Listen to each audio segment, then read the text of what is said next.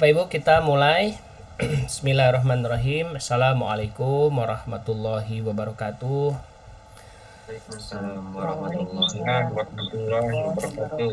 Alhamdulillahirabbil alamin. Assalatu wassalamu ala asrofil anbiya'i wal mursalin wa ala alihi wa ashabihi ajmain. Amma ba'du. Kita panjatkan puji serta syukur kita kehadirat Allah Subhanahu wa taala di pagi hari ini. Alhamdulillah kita dipertemukan bukan di kelas Bistok biasanya, tapi di kelas Bistok spesial Ramadan.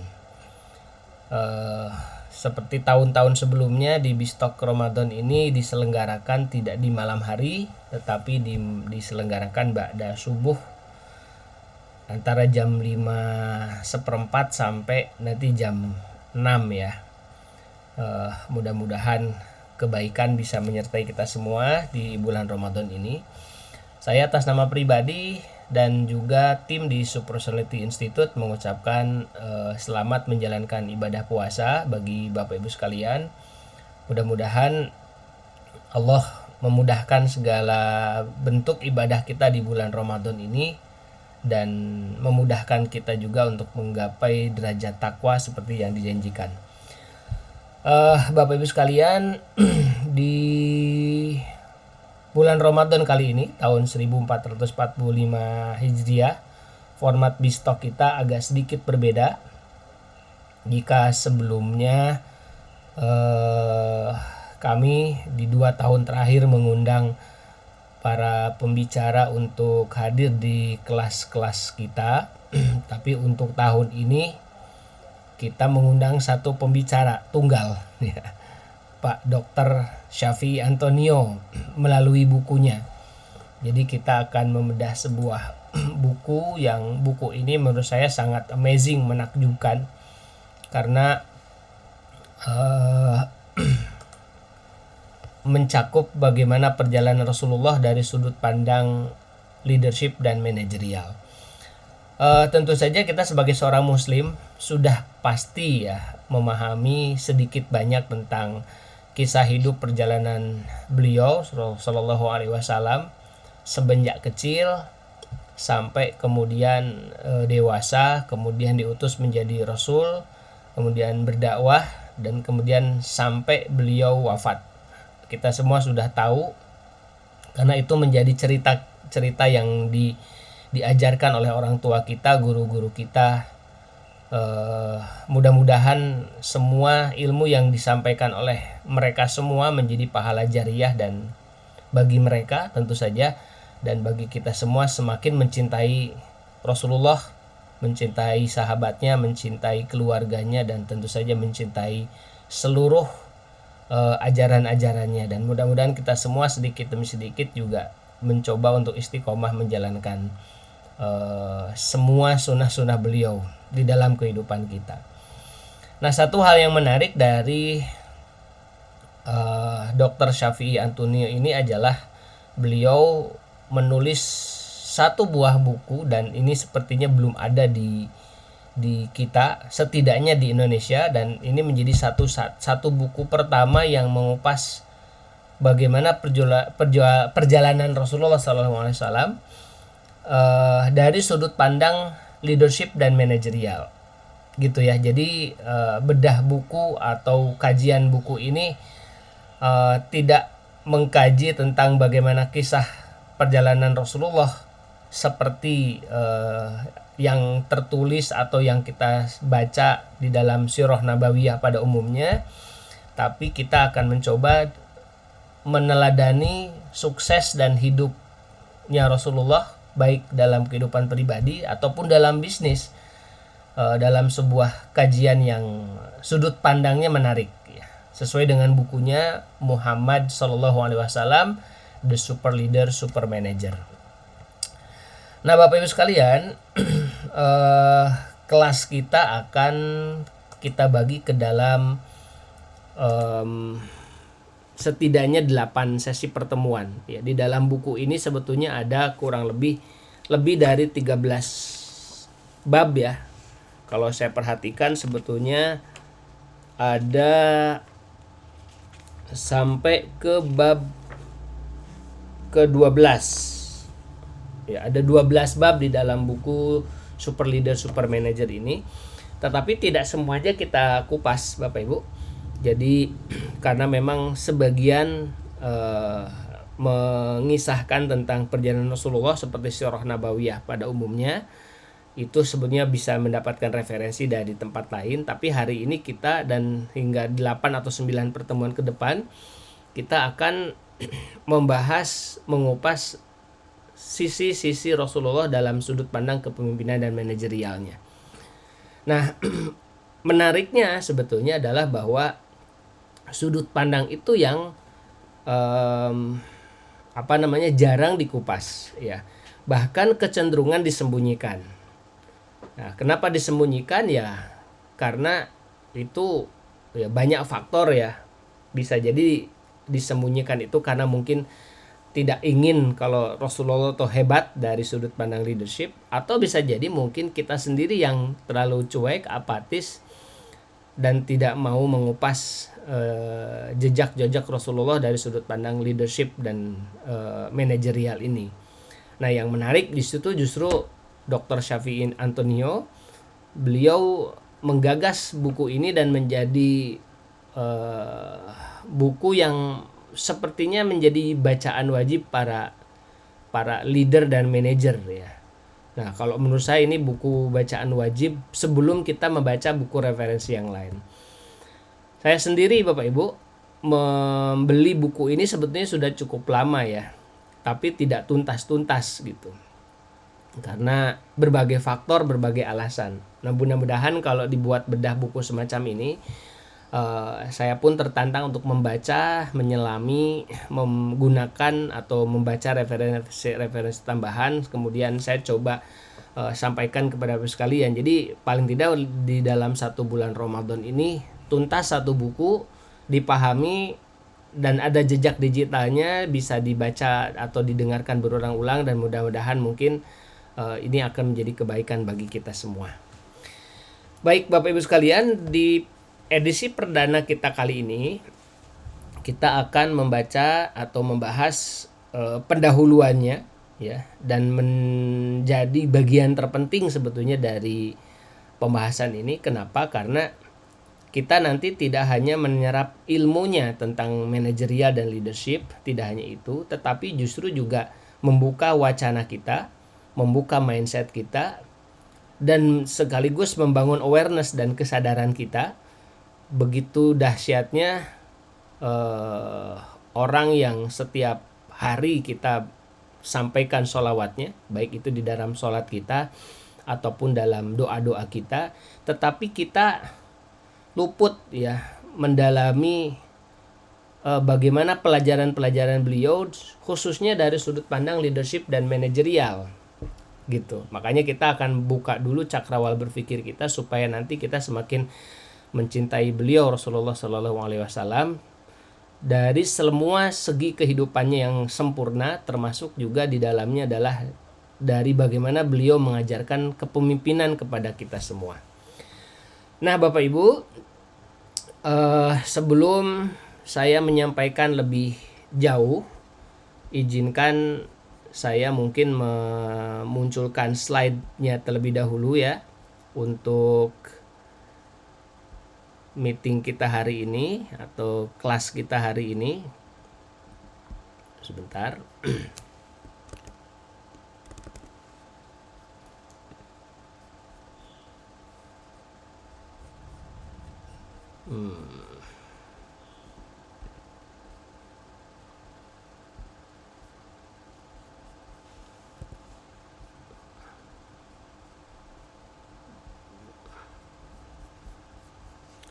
Sebentar.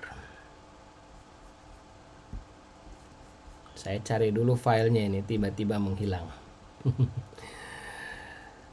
Oke.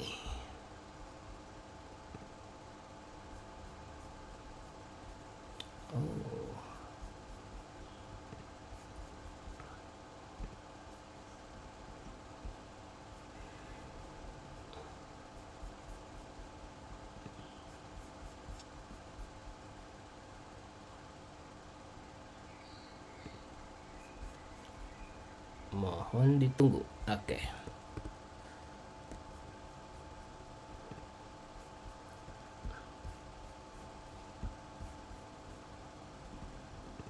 Ya, mudah-mudahan sudah terlihat Bapak Ibu. Apakah sudah terlihat di layar Bapak Ibu semua? Udah coach. Sudah ya? Alhamdulillah. Baik, alhamdulillah. Ya, jadi sepintas tentang buku ini ya, ditulis oleh Dr. Muhammad Syafi'i Antonio, atau nama aslinya Nio Guan Chung. Ya, beliau lahir di Sukabumi Bapak Ibu, 12 Mei tahun 1967. Orang tuanya adalah seorang shinsei dan biksu Buddha. Tetapi menarik ya, beliau sendiri adalah saat ini menjadi tokoh Islam yang menurut saya sangat terkenal di Indonesia, bahkan di perbankan Indonesia, perbankan syariah. Dan tidak hanya itu, beliau juga sangat berperan di perkembangan perbankan atau manajemen dan perbankan di Islam di dunia, baik itu di Kairo, di Timur Tengah ya, termasuk juga di dunia Barat dan lain sebagainya.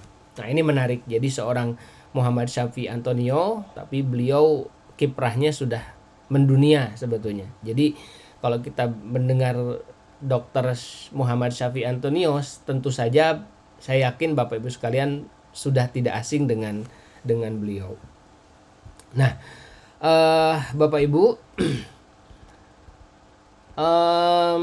beliau sendiri sebetulnya sudah menulis lebih dari 31 buku perbankan, leadership dan manajemen. Jadi beliau bukan orang baru di dunia manajemen ya. Beliau berkiprah cukup lama. Saya juga termasuk yang mengidolakan beliau sejak dulu masih mahasiswa. Ketika saya juga masih jualan buku dan punya toko buku, salah satu buku-buku yang sering saya baca adalah tentang ekonomi syariahnya yang beliau tulis. Buku ini Bapak Ibu, Super Leader Super Manager, itu dianugerahi Islamic Book Fair Award sebagai buku Islam terbaik kategori non-fiksi tahun 2009 gitu. Dan banyak tokoh yang juga memberikan testimoni terhadap buku ini. Kalau Bapak Ibu sekalian mungkin pegang bukunya, ini di bagian belakangnya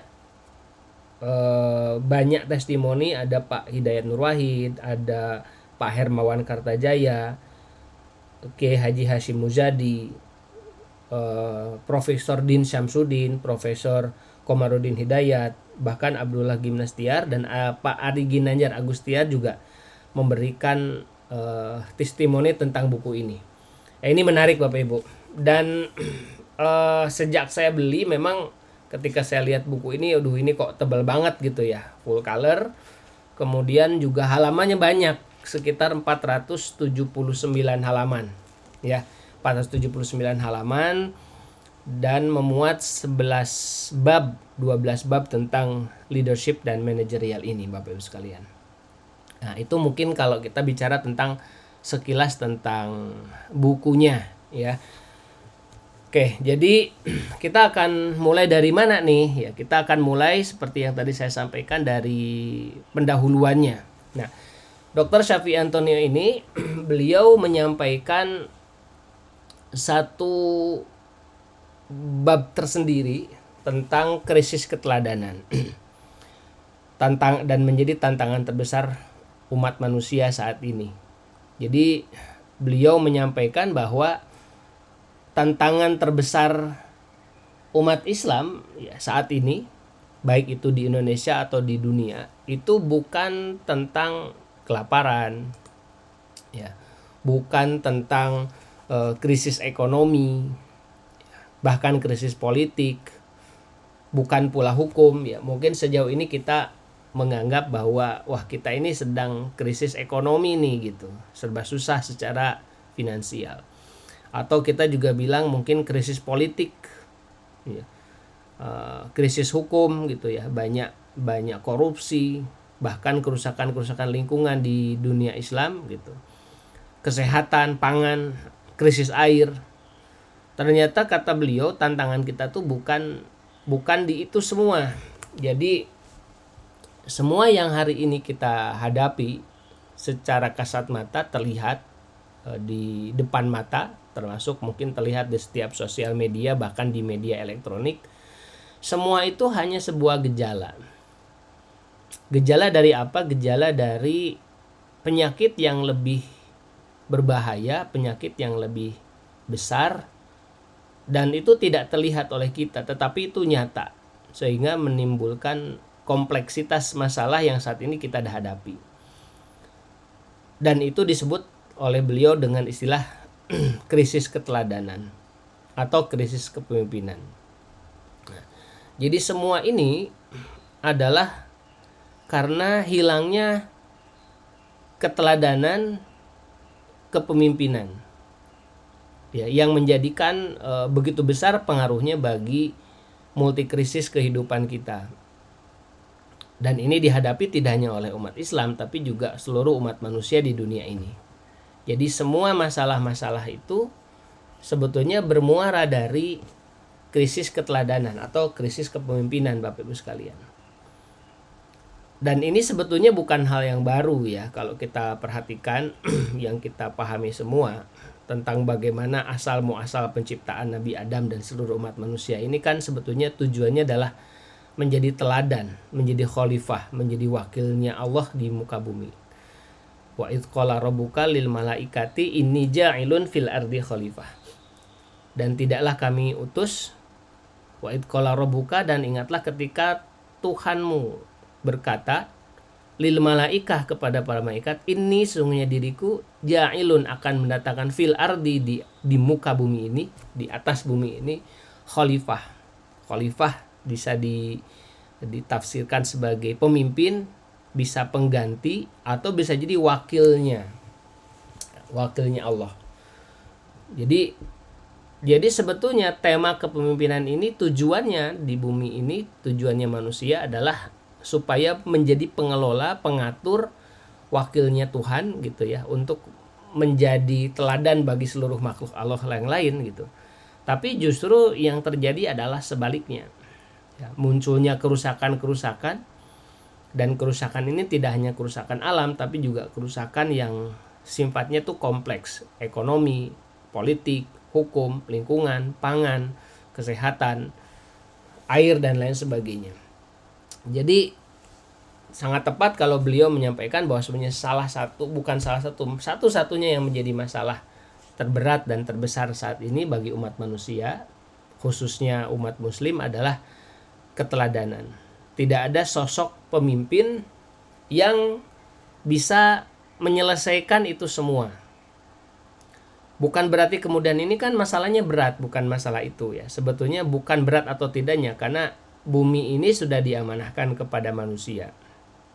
Iya, dan sebetulnya sampai kapanpun aslinya manusia itu mampu untuk mengelola bumi, mensejahterakan bumi ini dengan baik sebetulnya. Tetapi karena mungkin persoalannya adalah, kembali lagi, bukan berarti konteks keteladanan ini sebetulnya tidak ada pemimpin, bukan ya, tetapi yang dimaksud dengan keteladanan ini adalah bagaimana kita ini sebetulnya bisa menjadikan suri tauladan, ya balik lagi nanti, karena tidak mengikuti atau tidak mencontoh bagaimana seharusnya kepemimpinan itu dilakukan gitu. Nah, ini menjadi tantangan terbesar kita saat ini, Bapak Ibu sekalian.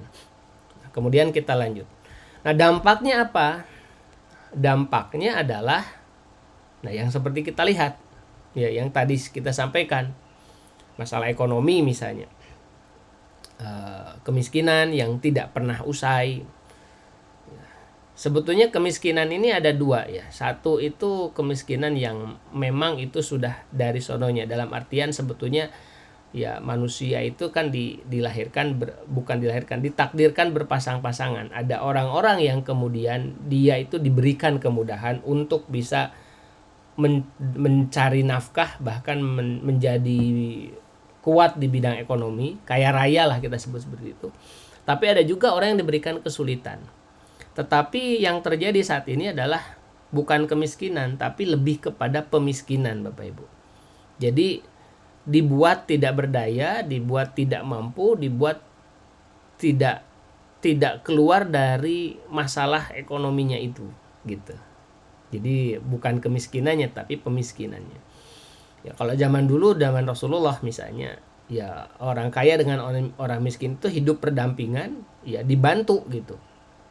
Gitu. Jadi fitrahnya ada orang kaya, ada orang miskin gitu ya. Tetapi tidak kemudian dimiskinkan gitu. Kemudian kesulitan juga dalam urusan mendapatkan pekerjaan misalnya. Ya, kalau kita perhatikan di Indonesia ini menarik ya, meskipun disebutkan angka kemiskinannya ada 11 jutaan kalau tidak salah. Ya, kemudian yang tidak punya pekerjaan berapa 20 atau 20%-an atau berapa gitu, atau 20 juta maaf. Tapi sebetulnya bukan karena tidak mau bekerja ya, tetapi juga kesempatan untuk mendapatkan pekerjaan di sektor formal itu menjadi kecil, sementara di sektor informal termasuk UMKM dan segala macam pun sulit. Nah, ini masalah ekonomi. Jadi bukan karena ketidaksengajaan, tapi karena ada mismanagement di situ. Nah, kemudian yang kedua masalah sosial ya, baik itu konflik sosial. Ya, bisa jadi penyebabnya juga karena ekonomi tadi ya, kalau konflik sosial, bahkan SARA, perpecahan ya, termasuk misalkan kejahatan-kejahatan, perampokan, pembegalan ya, kemudian termasuk juga kenakalan remaja. Nah, ini juga bagian dari masalah sosial yang saat ini kita hadapi, dan ini sifatnya dampak gitu ya, dampak dari krisis keteladanan yang ada di dalam bab pertama dari buku ini Bapak Ibu. Yang ketiga masalah politik ya, baik itu dalam hal pengambilan kebijakan, termasuk juga persoalan demokrasi ini juga menarik ya. Di satu sisi demokrasi ini kelihatannya menarik ya, karena setiap orang punya kesetaraan dalam hidup dan politik, tetapi juga faktanya tidak demikian gitu. Nah, ini dianggap demokrasi menjadi satu pilihan yang sangat moderate, yang tepat gitu ya, karena setiap orang bisa menentukan nasibnya sendiri-sendiri gitu ya, harapannya begitu. Tapi justru faktanya masih ada orang-orang yang mendominasi orang lain atau mempengaruhi orang lain dalam menentukan pilihan-pilihan hidupnya. Nah, ini juga masalah politik. Ini saya kalau bicara politik agak sedikit hati-hati karena sekarang masih lagi anget ya gitu. Nah, kemudian yang lain ya masalah hukum ya, baik itu kriminal, korupsi, penyelewengan undang-undang yang lain dan lain sebagainya. Nah, Bapak Ibu sekalian, jadi ini adalah yang menurut Pak Syafie Antonio hanya dampaknya saja, hanya muncul ke permukaan, tetapi persoalannya itu bukan dari yang saat ini kita lihat gitu. Yang hari ini kita lihat, baik itu masalah ekonomi, sosial, hukum, politik, lingkungan dan lain sebagainya, itu semuanya hanya bicara dampak gitu, bukan masalah yang sesungguhnya. Nah, seringkali di dalam ilmu manajemen, kalau saya sedikit kita bahas Bapak Ibu sekalian, banyak di antara para pemimpin di dalam ilmu manajemen itu lebih mencoba untuk menyembuhkan dampaknya saja gitu. Misalnya masalah ekonomi dengan cara apa? Misalnya kalau kita bicara kebijakannya dengan memberikan subsidi. Sebetulnya itu tidak salah ketika tujuannya adalah untuk kebutuhan yang sifatnya mendesak jangka pendek. Tapi kalau kita bicara jangka panjang, ini justru tidak akan menyelesaikan masalah. Sebaliknya justru ada orang yang justru merasa yang sebetulnya dia juga tidak pas untuk diberikan subsidi, merasa ngapain saya harus kerja, toh nanti nggak kerja pun mendapatkan subsidi. Jadi terbalik situasinya. Nah, jadi subsidi di satu sisi sebenarnya adalah sebuah solusi, tapi di sisi yang lain bisa jadi ini menjadi masalah secara jangka panjang. Pun dalam pekerjaan begitu Bapak Ibu. Dalam bisnis misalnya kita mengetahui ada karyawan yang bermasalah di tempat kerja kita. Nah, biasanya pendekatannya adalah reward atau punishment. Jadi kalau dia kerja bagus diberikan reward, kalau dia buruk diberikan punishment. Tetapi bisa jadi sebetulnya seseorang yang memiliki pekerjaan buruk ini penyebabnya bukan karena dia menginginkan itu gitu. Tapi ada masalah sistem di dalam perusahaan yang menjadikan seseorang itu tidak perform dalam berbisnis atau dalam menjalankan tugasnya di tempat kerja. Nah, jadi karena yang kita sembuhkan adalah dampaknya, bukan penyebabnya. Salah satu hal yang menarik adalah saya menulis sebuah tesis Bapak Ibu waktu saya ambil S2 dulu tahun 2016. Salah satu yang saya angkat di situ adalah faktor-faktor yang menyebabkan turnover intention, keinginan untuk keluar. Jadi ternyata saya waktu itu mengasumsikan bahwa keinginan keluar ini karena persoalan gaji gitu. Karena biasanya umumnya begitu gitu. Tapi ternyata bukan. Ada 5 faktor yang waktu itu saya teliti ya. Salah satunya adalah leadership ternyata. Jadi seseorang kita anggap seseorang nggak perform, mundur, keluar dari pekerjaan itu karena ada masalah dengan dirinya sendiri. Ternyata penyebabnya adalah karena leadership Bapak Ibu. Ada krisis keteladanan di dalam kepemimpinan itu. Nah ini menarik ya. Jadi dampak krisis yang saat ini kita hadapi di dalam buku Super Leader Super Manager ini ternyata bukan persoalan yang menjadi faktor utama, tapi dia hanya menjadi dampak saja dari penyebab yang sesungguhnya, yakni dampak persoalan keteladanan. Nah, apa dampaknya Bapak Ibu? Ini ada fakta menarik yang saya coba kumpulkan. Memang tidak ada di dalam infografis ini, tidak ada di dalam buku yang ditulis oleh Pak Syafi Antonio, tapi saya coba capture ya, mencari beberapa sumber. Ini menarik. Parameter jumlah orang miskin di dunia gitu. Tertingginya di Nigeria, tapi Indonesia ada tuh 2,1%. Gitu, 2,1%. Nah, ini menarik nih.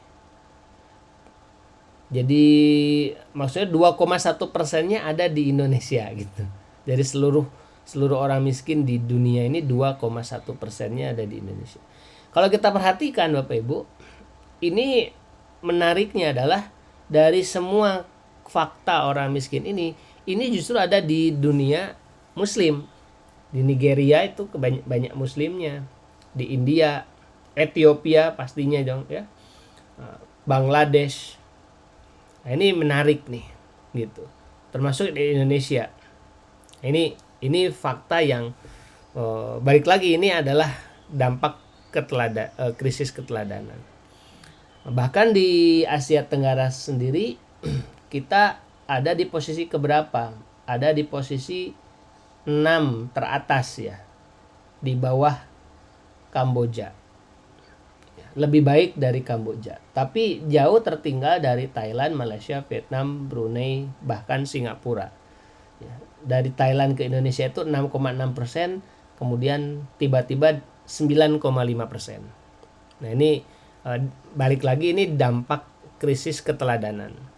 Bukan kepemimpinannya ya, kepemimpinannya kita punya, tapi keteladanannya. Makanya kita jadikan kembali bagaimana Rasulullah menjadi tauladan dalam urusan kepemimpinan. Yang lain Bapak Ibu, ini bicara tentang indeks persepsi. Jadi saya mencoba cari datanya, benar nggak sih gitu. Ternyata betul gitu ya. Ini kita balik lagi dari sisi posisi Indonesia dalam di Asia Tenggara dalam rekor korupsinya. Skor 0 sangat korup, skor 100 sangat bersih. Singapura itu 83% atau 83 dari 100. Nah, Indonesia ada di mana? 34 ya, dari 100 Bapak Ibu. Lebih baik sedikit dari Filipina, Laos, Kamboja, dan Myanmar. Nah, yang kita bandingkan adalah dengan negara-negara yang sebetulnya mereka sendiri umurnya baru belakangan bergabung. Vietnam sendiri itu sudah di atas kita gitu. Ini menarik ya. Komparasi indeks persepsi korupsi atau IPK Indonesia dengan negara lain. Ya. Kalau kita bandingkan, yang tertingginya ada di Denmark ya, sampai 88 gitu. Nah, Indonesia ini ya 36 sampai 38 dari 2015 sampai 2018. Ini datanya saya belum perbaharui, mungkin posisinya sekarang sudah sedikit berbeda. Mudah-mudahan lebih baik.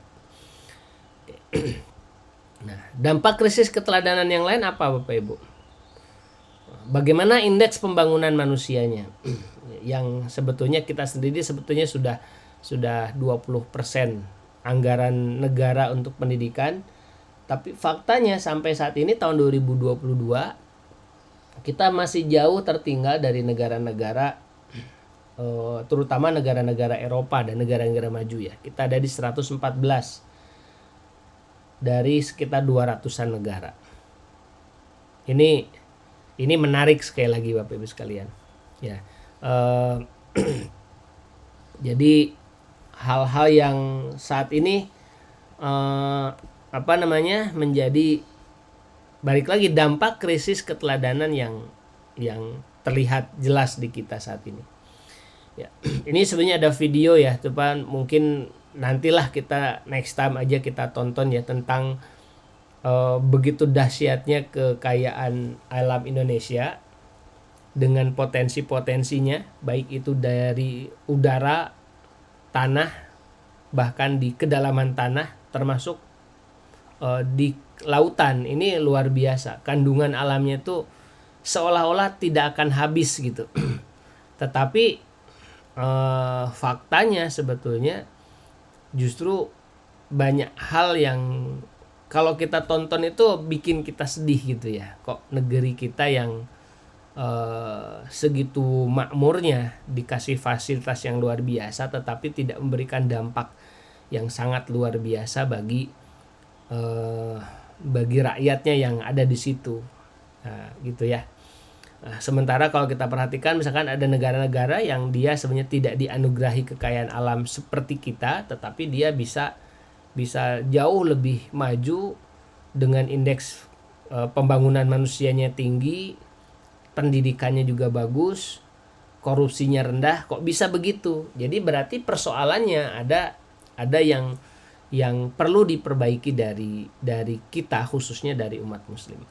Nah, yang menarik sebetulnya adalah kita tidak hanya bicara konteks keindonesiaan saja, tetapi kita konteks dalam konteks sebagai umat muslim. Hampir negara-negara muslim ini justru diberikan anugerah alam yang luar biasa, baik itu yang paling umum sebenarnya gas alam dan minyak bumi. Indonesia mungkin bukan yang pertama. Kita punya cadangan batu bara juga yang sangat luar biasa besar gitu. Ya, tetapi ya balik lagi, karena mungkin krisis keteladanan inilah yang menjadikan menjadi sebuah persoalan yang pelik juga di kita. Ya. Oke, nah Bapak Ibu sekalian, kita lanjut ya. Nah, padahal sebetulnya kita ini punya keteladanan. Makanya Pak Syafi'i Antoni menyebutkan mutiara keteladanan yang tertutup lumpur keangkuhan. Ya, di satu sisi kita itu punya Rasulullah yang dia menjadi tauladan kita dalam hal apapun, dari sudut pandang apapun.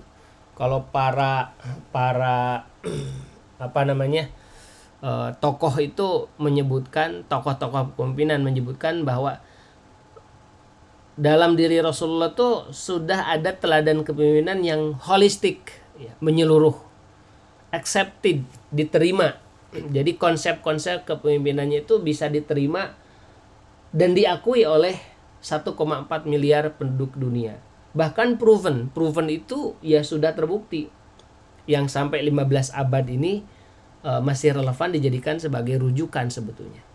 Jadi bukan berarti kemudian krisis keteladanan ini kita tidak punya contoh Bapak Ibu. Justru kita ini punya banyak contoh sebetulnya tentang keteladanan ini. Hanya saja ya, yang jadi persoalan adalah balik lagi, kita punya keteladanan yang sebetulnya proven, ya, dalam artian proven itu teruji, ya, kemudian accepted, bisa diterima. Saat ini kita jumlah umat muslim dunia ini 1,4 miliar dan insya Allah akan terus bertambah, dan juga holistik menyeluruh. Jadi tidak hanya dari sudut pandang kepemimpinan urusan agama saja, tapi juga sudut pandang yang lain, Bapak Ibu sekalian. Jadi kita punya mutiara keteladanan yang tertutup, tetapi kenapa bisa begitu? Ya, tertutup lumpur keangkuhan, disebutnya begitu kata Dr. Shafi'i Antonio. Jadi bukan berarti kita tidak punya keteladanan, hanya saja tertutupi lumpur keangkuhan. Nah, ini yang menarik sebetulnya, dan ini justru yang akan kita bahas hari ini, Bapak Ibu sekalian, ya, di awal pertemuan kita tentang membedah buku ini adalah supaya kita nanti punya awareness, punya kesadaran, dan kemudian setelah itu kita, oh iya, kayaknya harus kita kembalikan lagi nih, kan gitu tujuannya dari buku ini kemudian dibuat. Nah, kenapa bisa begitu? Tertutupnya itu kenapa gitu ya. Jadi kita sama-sama setuju Bapak Ibu ya. Jadi sebetulnya satu, bahwa semua multikrisis yang multidimensi yang hari ini ada di depan kita itu semuanya hanya sifatnya itu gejala-gejala, bukan masalah yang sesungguhnya. Masalah sesungguhnya adalah di keteladanan dalam konteks kepemimpinan. Dan menariknya sebetulnya kita umat Islam ini bukan berarti kemudian tidak punya teladan. Kita punya teladan itu tadi yang kita sebut holistik, proven, dan accepted, ya. Holistik menyeluruh, tidak hanya dari kepemimpinan spiritual saja atau kepemimpinan agama, tapi juga kepemimpinan yang lebih besar dari sudut pandang kepemimpinan yang lain. Kita sebut sebagai holistik, proven, terbukti Bapak Ibu, ya. Banyak melahirkan generasi ilmuwan, ulama, pemimpin, kekhalifahan sampai 15 abad lamanya. Dan yang ketiga adalah accepted. Ini diterima tidak hanya oleh kita sebagai umat beliau Rasulullah SAW, tapi juga umat manusia pada umumnya. Nah, tetapi kenapa yang jadi persoalan? Keteladanan itu sudah ada, tetapi kita kok tidak belajar dari situ gitu. Kenapa kita tidak menggunakan ilmu-ilmunya beliau, ya, atau sunnah-sunnahnya beliau dalam kehidupan kita, utamanya dalam kehidupan sehari-hari. Nah, di sini yang akan kita bahas Bapak Ibu. Pertama adalah karena ada 3 penyebab, ya. Kata Dr. Shafi'i Antonio, rabun dekat kaum muslimin. Jadi satu yang dimaksud dengan rabun dekat itu adalah kita umat Islam itu tidak mampu melihat perjalanan hidup yang luar biasa dari Rasulullah. Gitu.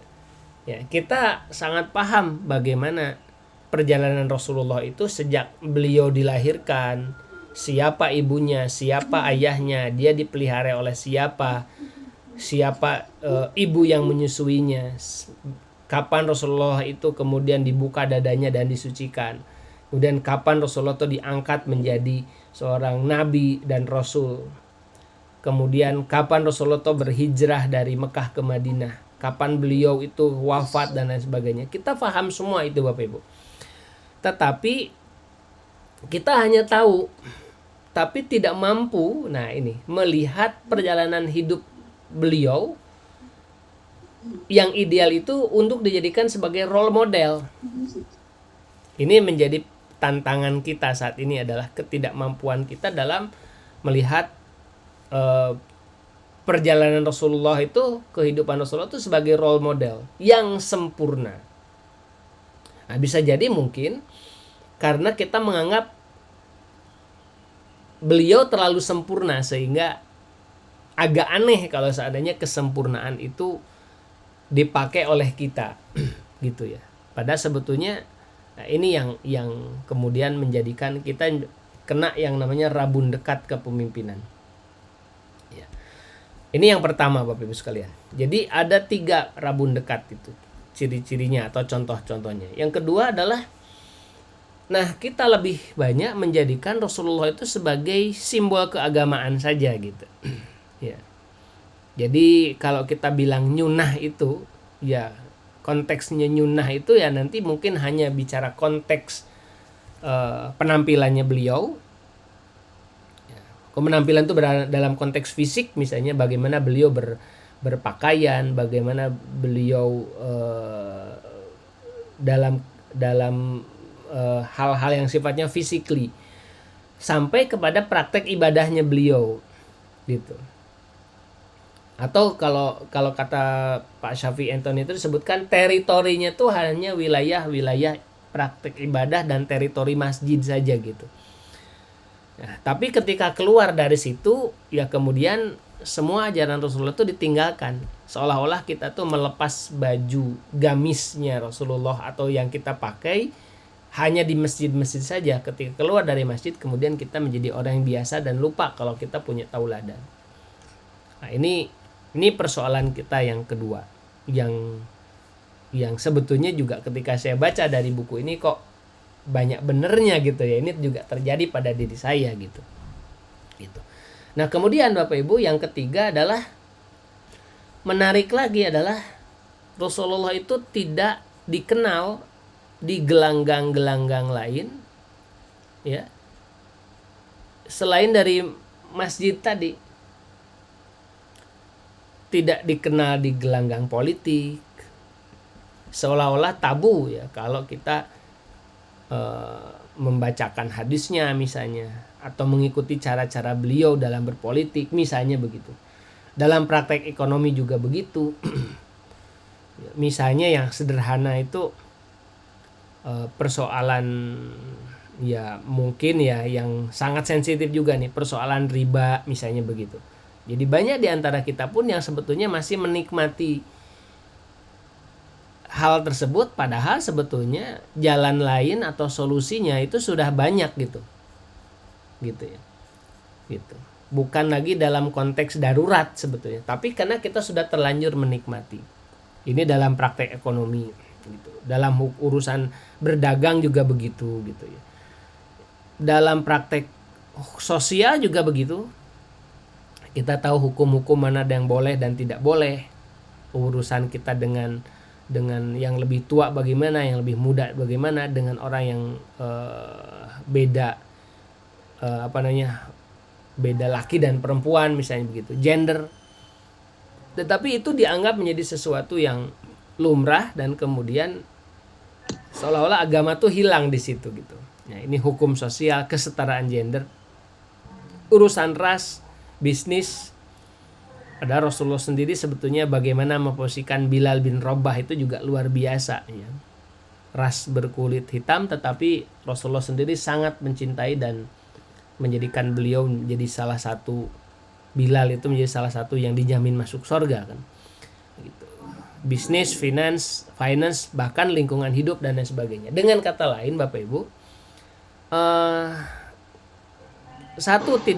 kita tidak mampu melihat sempurnanya Rasulullah sebagai role model. Kemudian kita hanya membingkai contoh-contoh beliau itu hanya di area ibadah dan masjid. Dan kemudian ketika kita lari di luar itu, kemudian kita terlupa bahwa kita punya tauladan yang begitu sangat luar biasa.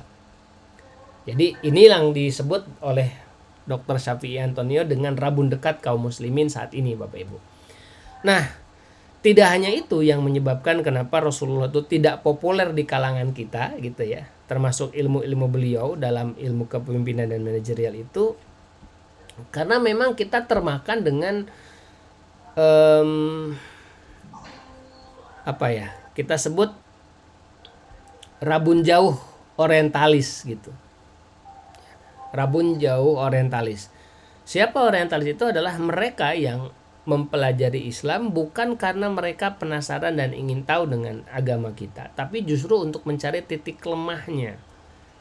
Tetapi ya banyak di antara mereka yang sebetulnya justru awalnya mencari titik lemah tapi tidak menemukan kelemahannya, justru malah berbalik arah menjadi orang yang sangat mencintai dan bahkan membela Rasulullah SAW. Nah, tetapi tidak sedikit dari mereka juga yang kemudian para orientalis itu berhasil ya melakukan distorsi citra dan bahkan melakukan demarketisasi kepemimpinan Rasulullah Shallallahu Alaihi Wasallam. Jumlahnya banyak ya, mungkin kalau dihitung ya bisa jadi ribuan, ya ribuan tokoh yang dari dulu sampai sekarang sebetulnya masih terus-menerus melakukan distorsi. Nah, distorsi ini sebagian lagi memang termakan oleh distorsi ini, sebagian lagi justru tidak berhasil. Tetapi yang menariknya lagi, yang uniknya lagi adalah justru distorsi sejarah, distorsi citra tentang kepemimpinan Rasulullah ini juga dimakan dalam tanda kutip oleh orang-orang muslim atau kaum muslimin. Nah, sehingga banyak di antara kaum muslimin yang sudah satu tidak lagi mengidolakan Rasulullah, bahkan bukan lagi mengidolakan ya, mereka malah membenci apa yang Rasulullah contohkan kepada kita semua, Bapak Ibu sekalian. Nah, di antara beberapa distorsinya, misalnya kalau kita perhatikan ya, ini ada Washington Irving. Dia menulis dalam bukunya, ia amat mengutamakan kenecisan, gitu, kebersihan dan sering mandi. Bahkan dia mengutip, kesenanganku adalah wanita dan wangi-wangian. Nah, ini tentu saja dikontekskan ke dalam konteks yang tidak tepat gitu ya. Gitu. Nah, sehingga seolah-olah Rasulullah itu adalah orang yang necis, yang dia hanya mementingkan urusan-urusan semacam itu. Atau misalkan Dante Alighieri, orang Italia. Dia bilang Muhammad adalah pemuka dari jiwa-jiwa terkutuk yang membangkitkan perpecahan dalam agama dan mengembangkan agama palsu. Jadi ini luar biasa ya, bagaimana para orientalis ini mendemarketisasi dan mendistorsi citra Rasulullah SAW. Sehingga di satu sisi kita rabun dekat, di sisi yang lain mereka rabun jauh gitu. Melihat yang jauh-jauh, tapi yang di dekat mereka itu tidak mereka perhatikan, Bapak Ibu sekalian. Ini menarik ya. Nah, padahal kalau kita perhatikan ya, kita perhatikan lebih jauh ya, Rasulullah sendiri kalau kita bicara dari berbagai aspek ya, dari berbagai aspek, misalnya kita sebut peperangan dan militer gitu. Sepanjang hidupnya ini sebetulnya banyak versi ya, tapi yang saya baca dari bukunya Super Leader Super Manager ini, Rasulullah itu memimpin setidaknya 9 perang besar dan 53 ekspedisi militer. Bahkan dalam beberapa referensi lain, Rasulullah pernah mengikuti lebih dari 80 perang seumur hidupnya. Ini luar biasa. Artinya kalau dalam konteks militer ya, Rasulullah punya pengalaman yang sangat luar biasa, baik itu beliau sebagai orang yang ada di garda depan dalam peperangan ataupun yang mendesain strategi peperangan. Artinya bicara politik, tentu saja Rasulullah punya pengalaman yang bisa jadi mungkin lebih banyak pengalamannya dibandingkan dengan jenderal-jenderal zaman now. Contoh yang lain Bapak Ibu dari sisi hukum dan tata negara. Ya, bagaimana Rasulullah bisa membangun negara, ya, politik, hukum, membina masyarakat dari jahiliyah, keterbelakangan ya, bukan hanya bodoh tetapi terbelakang dalam artian peradaban gitu, yang sangat terbelakang, menjadi negara yang modern pada waktu itu di kota Madinah ya. Beradab, makanya disebut dengan negara Madani karena memang di situ modern dan beradab. Disegani dalam kurun waktu yang sangat singkat, 23 tahun. Itu pun sudah termasuk fase Mekah dan fase Madinah. Di Madinahnya sendiri kan sebetulnya hanya 10 tahun. Tapi justru beliau bisa meletakkan hukum tata negara yang sangat luar biasa, yang kelak ini justru bisa menjadi penyebab kalahnya Imperium Persia dan Imperium Romawi. Nah, ini tentu saja kisah ini Bapak Ibu kita sudah pernah dengar ya, tetapi bayangkan, perhatikan kita seperti apa sih sebetulnya dua imperium besar ini. Di satu sisi ada Romawi, di satu sisi ada Persia waktu itu yang besar. Kalau kita bicara imperium ini kan bicara kerajaan besar gitu, kekaisaran ini. Kalau kita asumsikan sekarang mungkin posisi Indonesia bahkan lebih buruk dari Indonesia di antara dua negara yang saat ini besar, katakanlah Amerika dengan China, Bapak Ibu. Kalau kita konteksnya sekarang, ada Amerika di satu sisi yang sangat besar sekali, militernya, politiknya, keuangannya, pengaruhnya terhadap rupiah seperti apa. Di satu sisi ada China yang di situ teknologinya, dagangnya, bisnisnya itu sangat luar biasa besar. Nah, di tengah-tengahnya ada satu kota yang namanya Mekah waktu itu gitu. Gitu ya. Tapi justru bisa membalikan keadaan.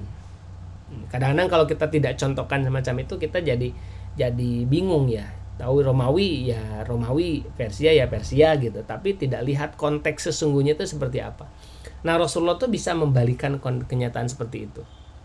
Gitu ya. Jadi dari sudut pandang itu aja kita udah, ini berarti bukan orang yang biasa-biasa saja.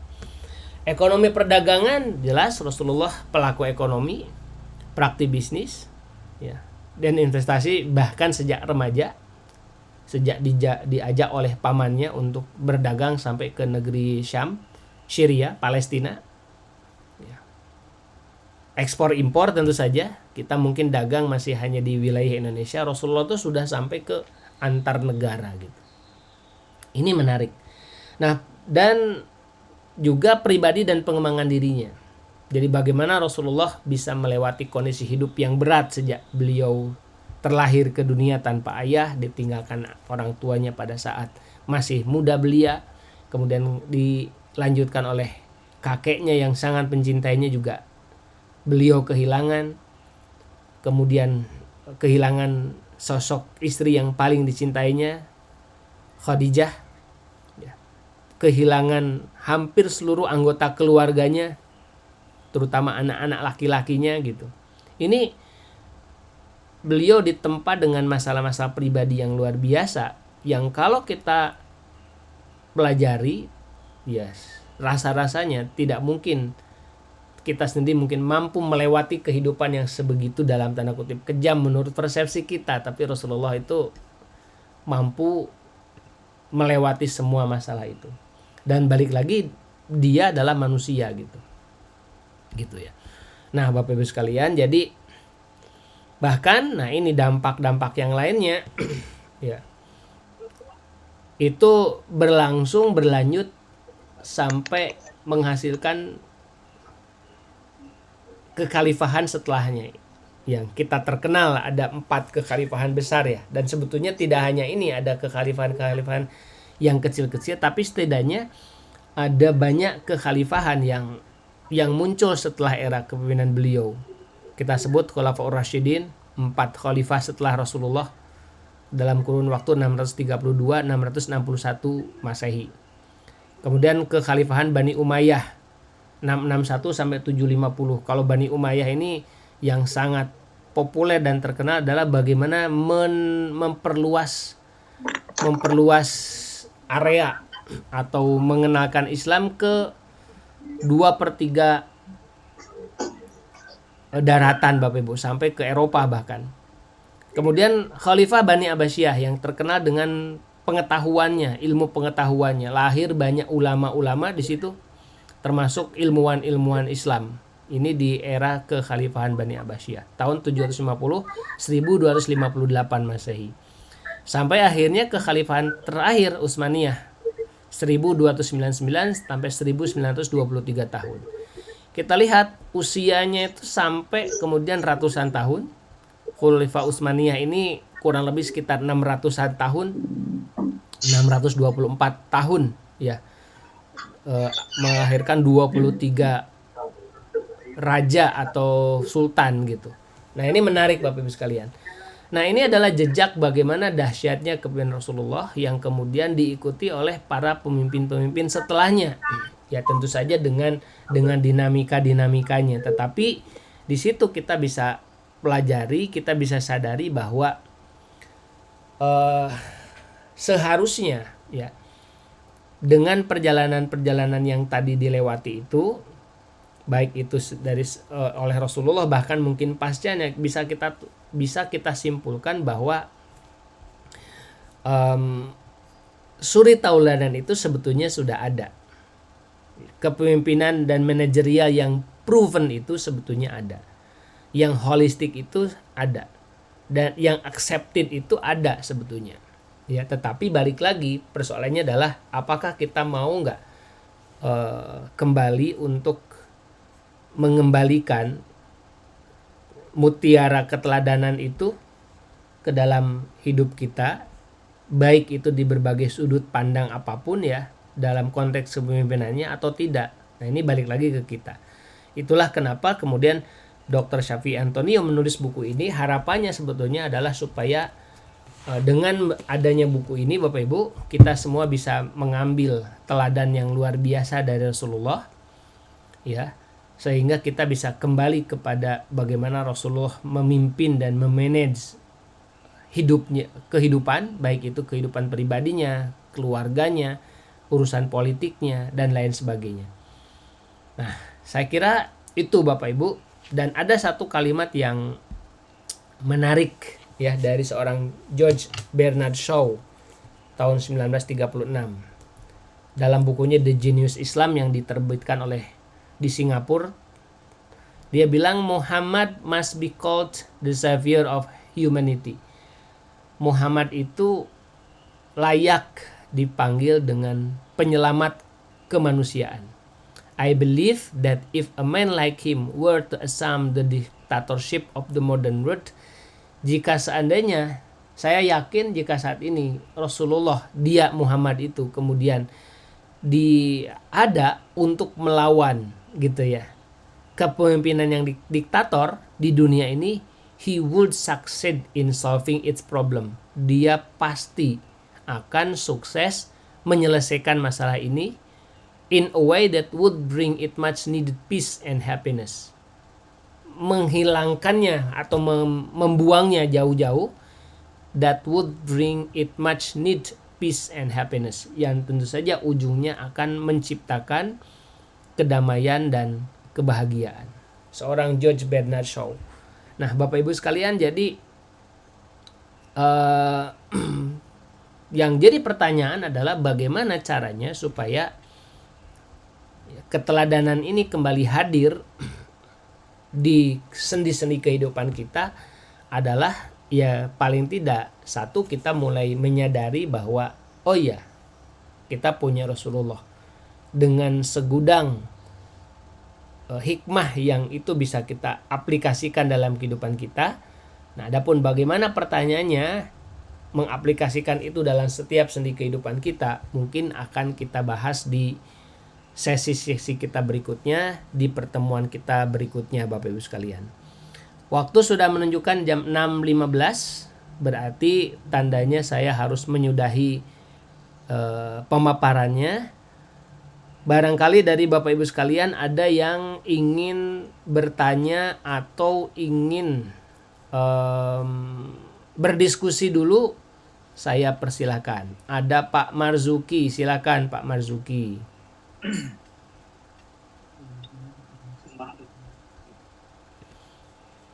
Silakan Pak Marzuki. Terkait kepemimpinan Rasulullah ini, kita melihat dari kondisi sekarang. Ya. Krisis keteladanan terjadi di kalangan anak muda terutama, dan anak-anak kita yang sekarang ini gitu. Yeah. Dan terjadinya banyak anak-anak sekarang itu yang mengidolakannya yang kurang bagus gitu. Kan banyak anak muda sukanya nonton drakor, dan itu kan tidak baik juga untuk keteladanan mereka untuk selanjutnya. Yeah. Mungkin dari kasus tersebut, seberapa pentingkah peran orang tua untuk mengenalkan sosok Rasulullah anak-anak kita dini ini, dan mungkin bagaimana menanamkan dikuai dari mereka untuk mereka itu supaya semangat gitu untuk bisa meneladani sosok yang sangat luar biasa dari Rasul. Mungkin itu Kang Aryan. Ya. Assalamualaikum. Waalaikumsalam warahmatullahi wabarakatuh. Ini Pak Marzuki atau Mas Marzuki ya. Ini sebetulnya saya kira mungkin mewakili banyak pertanyaan kita, terutama para orang tua nih. Bagaimana melihat anak-anak remaja sekarang yang mungkin mereka lebih banyak mengidolakan K-pop ya, atau public figure yang lain gitu ya, dan mereka belum tentu juga contoh-contoh yang baik gitu. Bagaimana peran orang tua? Nah, Bapak Ibu sekalian, inilah yang kemudian tadi kita sebut dengan istilahnya itu rabun dekat umat muslim gitu ya. Rabun dekat umat muslim itu nyata memang. Di satu sisi orientalis sekarang itu ya tidak hanya mereka itu mengumpulkan data fakta secara ilmiah untuk mengkaji tentang kepemimpinan Rasulullah, tidak hanya itu. Karena zaman dulu itu perangnya adalah perang pemikiran. Jadi supaya mempengaruhi cara berpikirnya umat Islam adalah, dan umat pada umumnya supaya dia tidak tertarik dengan Rasulullah, adalah dengan menggunakan cara berpikir dia dalam membuat sebuah artikel, dalam membuat sebuah jurnal, dalam membuat sebuah penelitian yang ilmiah, yang kemudian itu disampaikan fakta-fakta ilmiah itu sehingga meyakinkan bagi kaum-kaum yang cendekiawan. Nah, itu ya zaman dulu begitu. Tapi kalau zaman sekarang mungkin pendekatan itu sudah berbeda. Pendekatan sekarang untuk mendemarketisasi atau membuang citra baik, citra umat muslim itu adalah dengan media-media sosial, termasuk dengan menghadirkan tokoh-tokoh publik yang itu sebenarnya tidak sejalan dengan bagaimana atau bahkan mungkin tokoh-tokoh fiktif gitu ya diciptakan, sehingga kita lebih mengidolakan karakteristik tertentu, karakter dalam film tertentu, tokoh tertentu, bahkan mungkin artis tertentu. Nah, kalau saya melihatnya justru kita itu tidak bisa Bapak Ibu hanya sekadar mengandalkan orang tua ya, karena kalau orang tuanya ya tentu saja orang tua punya peran ya. Bagaimana ya mengenalkan kepada mereka, tetapi ya orang tua juga harus punya kecanggihan gitu ya, harus lebih pinter bagaimana caranya supaya menyampaikan keteladanan Rasulullah itu tidak hanya mouth to mouth, seperti seolah-olah itu hanya menjadi sebuah kisah dongeng belaka yang disampaikan kepada anak-anaknya gitu. Jadi itu saja tidak cukup. Kalau perlu sekarang itu perlu media yang lebih unik, lebih kreatif ya. Bahkan mungkin kalau kita bicara media itu juga sudah banyak ya. Entah di situ misalkan karena ada buku cerita yang menarik dengan warna-warna tertentu dan lain sebagainya. Nah, ini tantangannya sebetulnya tidak hanya di orang tua, tetapi tantangannya adalah di lingkungan. Bagaimana kemudian para penulis, bagaimana kemudian para komikus gitu ya. Bagaimana kemudian penyedia sarana hiburan televisi, bahkan konten-konten kreator itu juga sebetulnya harus ikut terlibat di situ, karena nggak mungkin satu orang tua melindungi anak-anaknya dengan cara menceritakan Rasulullah dengan konteks dongeng digempur dengan sarana media yang justru sebaliknya gitu. Nah, ini berarti ya pasti kalau orang tua saja tidak mungkin.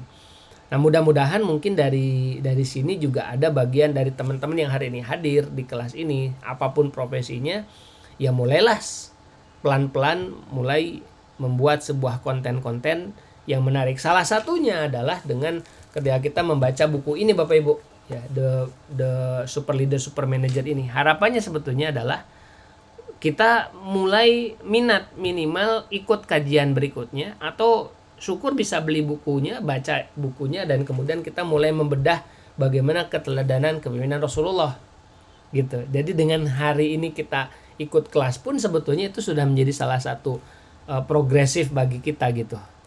Saya kira itu ya Pak Marzuki ya. Jadi memang kita harus lebih kreatif lagi, tapi kreativitasnya nggak cukup. Artinya butuh sosok-sosok yang lain yang punya power, yang punya peran. Ambil contoh misalkan drama Korea atau K-pop, kan sebetulnya itu diimpor. Kalau diimpor, kenapa kita beli? Karena ada yang mempromot. Siapa yang mempromosikan? Itu ternyata tidak hanya media-media entertainment Korea saja, tetapi pemerintah pun mendukung, menyokong itu. Nah, apakah kita tidak mampu menangkalnya? Tidak bisa. Menangkalnya adalah dengan kita membuat atau menciptakan kreasi tandingannya dengan cara yang sama seperti apa yang mereka lakukan. Jadi kalau hanya bagaimana orang tua membentengi, ya susah gitu. Gitu Pak Marzuki ya. Tadi kayaknya Pak Adi raise hand deh. Boleh Pak Adi, silakan Pak Adi. Ya, Assalamualaikum Coach. Ya, Waalaikumsalam warahmatullahi. Jadi kurang sependapat ya kalau saya bahwa tokoh keislaman ini dikelamkan gitu. Jadi kalau menurut saya tokoh Yahudi aja mengangkat Rasulullah di buku 100 tokoh itu di bagian pertama. Oke. Yahudi. Artinya salah kita sendirilah. Iya. Orang Yahudi aja meletakkan di buku 100 tokoh aja di urutan pertama. Iya. Sebagai tokoh yang berpengaruh di dunia. Jadi memang udah kesalahan di kultur pendidikan kita juga sih. Contoh saya di psikologi, itu dicekokin dengan tokoh-tokoh barat, Jung, Freud. Jadi ya berangkatnya dari situ sih. Dari pendidikan sendiri kita udah menganut ke arah barat. Tidak mengarah ke timur gitu. Salah satu tokoh Islam aja, Jamaluddin Ancok aja kan didengungkan sebagai Syiah. Jadi pelemahan-pelemahan semacam inilah yang menjadikan terdiskreditkan tokoh-tokoh Islam dalam keilmuan, sains gitu. Itu sih pendapatnya. Ya, jadi betul ya, dalam 100 tokoh paling berpengaruh Michael H. Hart ya, dia nuliskan justru malah nomor satunya adalah Rasulullah, yang keduanya Isaac Newton, kemudian Isa ya, Nabi Isa itu yang ketiga kalau tidak salah ya Pak ya. Itu. Jadi sebetulnya bukan berarti kemudian tidak ada tokoh-tokoh yang baik yang kemudian mereka itu ingin mencoba untuk, kalau mereka mau jujur gitu ya. Michael H. Hart ini mungkin dia jujur, dia melakukan riset, penelitian, dan kemudian membuat sebuah jurnal dan kemudian menerbitkan, dan hasil penelitiannya itu kan dia sebenarnya melakukan riset tuh dengan pertimbangan pengaruhnya, bagaimana Rasulullah itu tidak hanya menjadi seorang pemimpin pengaruh agama, dia kan bukan tokoh agama kalau kata Michael Hart, dia adalah juga tokoh politik, dia juga adalah negarawan, dia juga tokoh yang sangat mempengaruhi, besar sekali pengaruhnya kepada perjalanan umat manusia gitu. Makanya kemudian dalam posisi itulah kemudian Rasulullah ditempatkan di posisi yang tertinggi karena pengaruhnya begitu besar dan lebih besar bahkan dari Nabi Isa sendiri, bahkan Isaac Newton, dia bilang begitu. Nah, hanya saja balik lagi tadi sebetulnya kalau kita mau jujur, sebetulnya banyak orang-orang atau tokoh-tokoh yang sudah menulis dari sudut pandang itu, tetapi ya balik lagi itu bicaranya jurnal ilmiah pengetahuan yang itu tidak semua menyukai itu gitu. Ada bagaimana dengan orang-orang yang mungkin tidak suka dengan jurnal ilmiah, dia lebih suka tontonan, tapi justru tontonannya tadi K-pop dan lain sebagainya. Ini bukan berarti buruk atau baik, tapi tandingannya jadi sehingga Rasulullah itu kemudian tidak dikenal di kalangan anak muda. Saya setuju dengan Pak Adi nih. Makasih Pak Adi. Ya, sama-sama Coach. Siap. Kemudian Pak Azmi, silakan Pak Azmi. Baik. Terima kasih Coach Rian atas kesempatannya. Jadi saya melihat bagaimana fenomena-fenomena yang terjadi hari ini di tengah kita dalam bernegara. Saya kuliah di Magister Hukum Kenegaraan di UGM. Pas nih. Di Jogja Coach. Yang terjadi hari ini, agama menjadi satu isu yang barangkali menjadi asing gitu di kalangan masyarakat. Maksud saya adalah dalam beberapa momen, terutama di beberapa waktu kebelakang kita punya hajat demokrasi. Kata-kata jualan agama itu menjadi satu hal yang menakutkan tuh malah. Jadi membuat publik ini kok akan mendegradasi tuh bagaimana nilai-nilai kepemimpinan. Dia diantaranya nanti ada nilai Rasulullah dan sebagainya. Padahal itu pengaruhnya penting itu dalam setiap sendi kita bernegara ya, ekonomi, sosial, politik. Nah, bagaimana sebetulnya kita menanggapi respon yang terjadi di masyarakat ini supaya kita bisa menempatkan posisi yang ideal dan bisa mengintegrasikan, mempraktikkan nilai-nilai keislaman ini menjadi satu bagian penting untuk memotret teladan-teladan ini, terutama dari Rasulullah dan pemimpin Islam lainnya. Itu Coach Rian. Oke. Ini pertanyaan berat ya.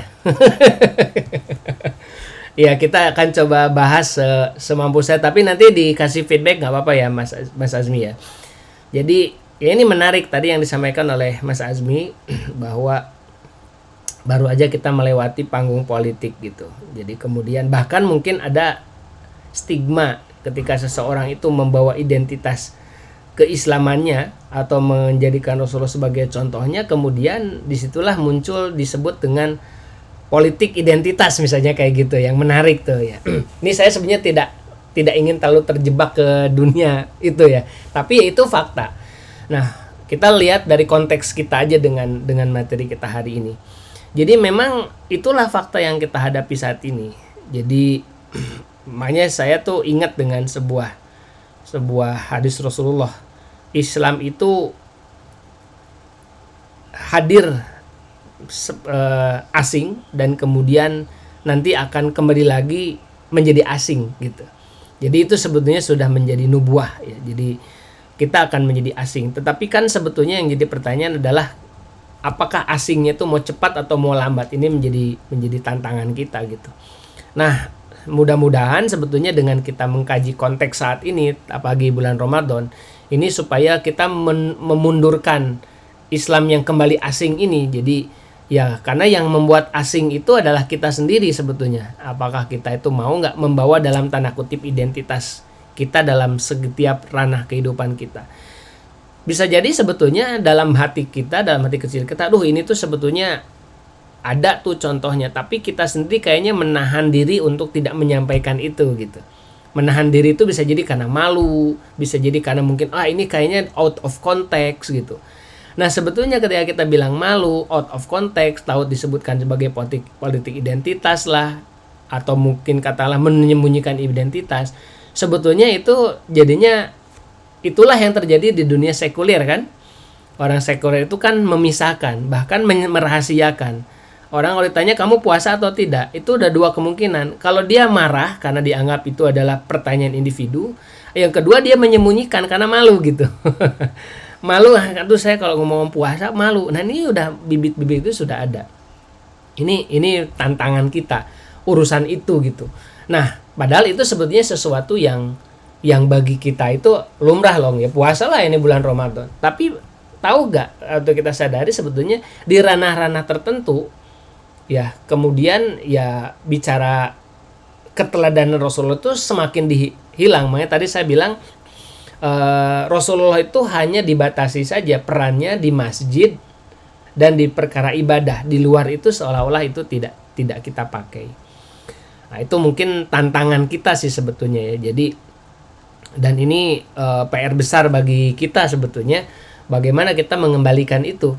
Meskipun sebetulnya di kultur masyarakat tertentu itu masih kuat ya, di beberapa budaya tertentu di Indonesia pun masih kuat. Misalnya saya tidak tahu nih kalau di orang Minang tuh masih kuat nggak misalkan kultur budayanya ya, misalkan Pak Adi mungkin punya pengalaman, atau di kultur orang Sunda tertentu itu dia sangat kuat sekali bagaimana menjadikan agama itu sebagai pola hidup tertentu. Tapi lama-kelamaan kan media terus-terusan datang, lama-kelamaan kan identitas itu menjadi hilang dan hanya menjadi simbol saja gitu. Nah, ini yang tantangan kita. Saya kira itu ya Pak Azmi, saya tidak berkomentar terlalu jauh. Yang penting adalah bagaimana kita ke depan ini kita kembalikan lagi kita sudah punya suri tauladan yang sangat sempurna. Kita mengingatkan lagi bahwa sebetulnya yuk kita balik lagi ke sana. Nah, kemudian karena ranah saya adalah ranah bisnis konsultan, sebetulnya nanti mungkin saya akan larinya nanti ke situ. Bagaimana keteladanan Rasulullah itu bisa kita pakai dalam ilmu bisnis, ilmu manajemen, bahkan ilmu kepemimpinan dalam konteksnya adalah manajemen bisnis. Nanti mungkin saya arahnya ke situ. Baik, Bapak Ibu, itu ya. Barangkali ada lagi. Kalau tidak ada, sepertinya sudah jam 6.33 ini. Tadi ada yang sudah pamit, izin persiapan kerja dan nganter anak ya. Baik, Bapak Ibu, dan terima kasih nih Pak Marzuki, Pak Azmi, Pak Adi tadi sudah berkenan untuk ikut sharing.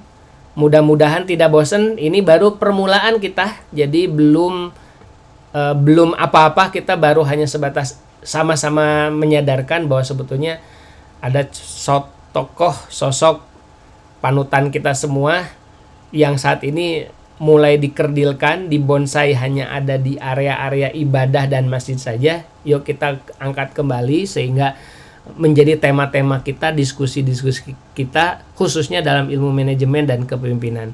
Sampai ketemu di sesi berikutnya di Bistalk 2 di bulan Ramadan 1445 Hijriah ini, insya Allah hari Jumat pagi Bapak Ibu kita akan kembali hadir dan kita akan membahas self leadership Rasulullah, bagaimana perjalanan hidup Rasulullah yang kemudian berhasil membangun karakteristik dan pribadi Rasulullah yang sangat luar biasa. Sampai ketemu, terima kasih. Wabillahi taufiq wal hidayah. Assalamualaikum warahmatullahi wabarakatuh.